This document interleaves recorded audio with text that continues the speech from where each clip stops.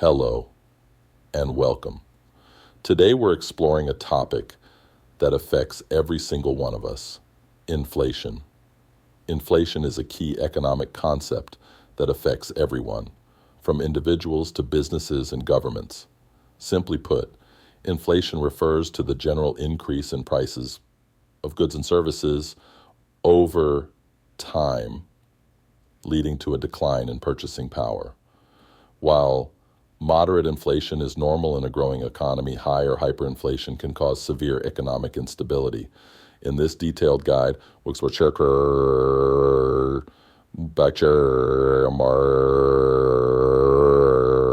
what is inflation, definition and types, causes of inflation, effects of inflation on the economy and daily life, how inflation is measured, ways to control inflation from an Islamic perspective. Let's dive in. 1. What is inflation? Inflation occurs when the average price level of goods and services rises over time. This means that the same amount of money buys fewer goods than before. Types of inflation: demand, pull, inflation. When demand for goods exceeds supply, prices rise. Cost, push inflation. When production costs, like wages or raw materials, increase, pushing prices up. Built-in inflation.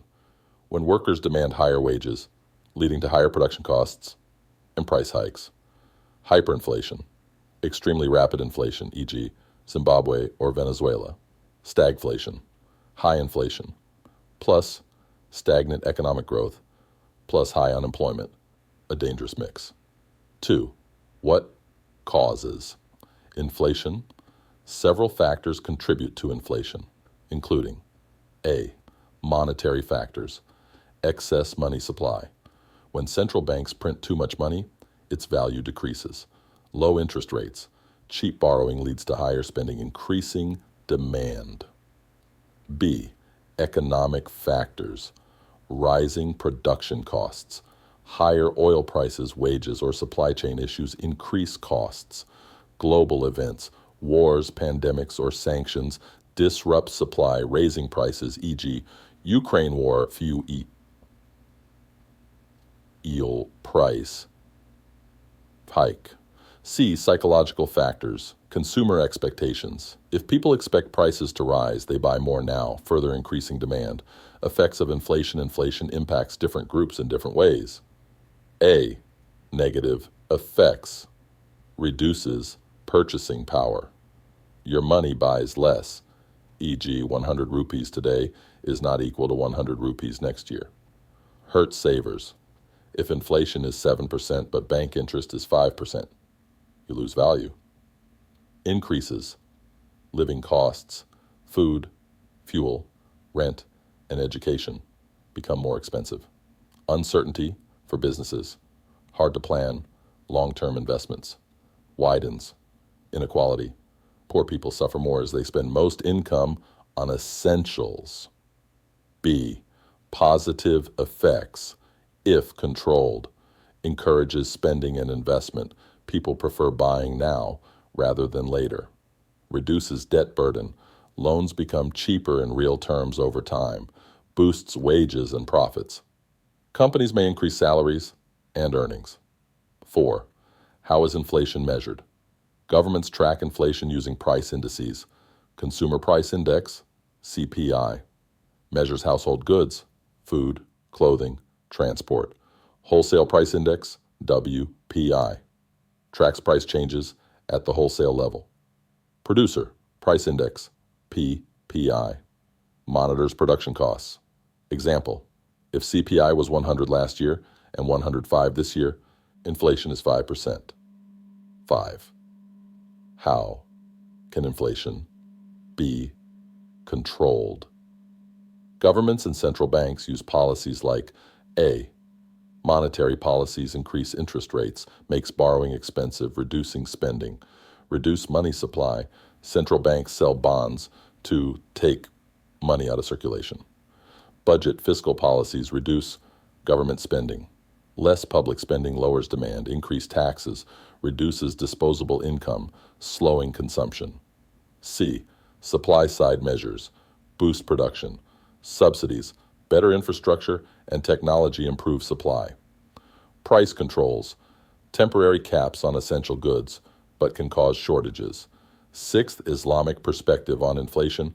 Islam promotes economic justice and discourages exploitation. Key principles. Checkmark. Prohibition of riba, interest. Interest-based loans worsen inflation. Islamic finance uses profit sharing. Zakat, wealth tax, redistributes wealth, helping the poor cope with rising prices. Fair pricing, hoarding, itikar, and price manipulation are forbidden. Gold and silver as stable currency. Islam encourages asset-backed money to prevent currency devaluation. Prophet Muhammad, PBUH, said, "The seller and the buyer have the right to keep or return goods as long as they have not parted. If they spoke the truth and made it clear, they would be blessed in their deal. And if they lied and hid defects, the blessings would be lost." Bukhari. This emphasizes honest trade and fair pricing, key to controlling inflation. 7. How to protect yourself from inflation? Invest in real assets, gold, real estate, stocks, Islamic compliant investments. Avoid holding too much cash. Money loses value. Invest wisely. Learn new skills. Higher income helps combat rising costs. Budget smartly. Cut unnecessary expenses. Buy in bulk. Conclusion. Inflation is a double-edged sword, necessary for growth, but harmful if uncontrolled. Understanding its causes and effects helps individuals and policymakers take the right steps. From an Islamic perspective, fair economic policies, anti-hoarding laws, and interest-free finance can help maintain stability. Final thought. Inflation is like a hidden tax.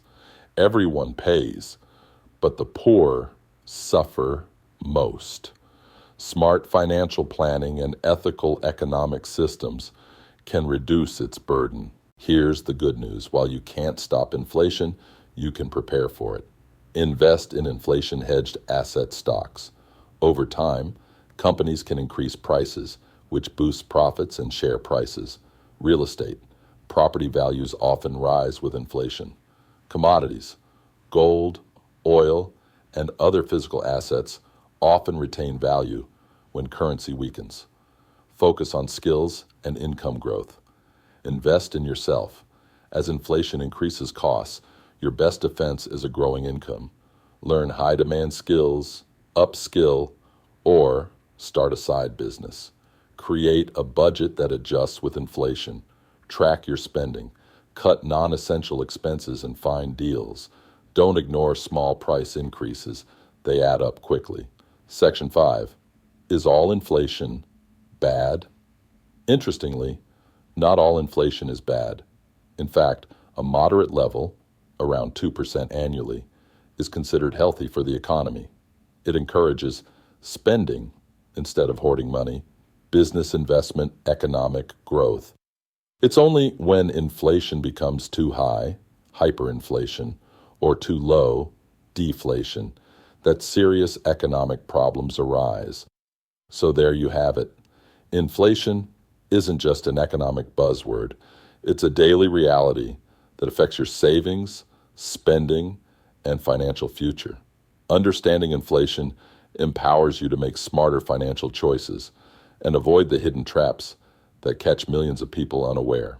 If you learned something valuable today, don't forget to like, comment, and subscribe for more finance content that actually makes sense.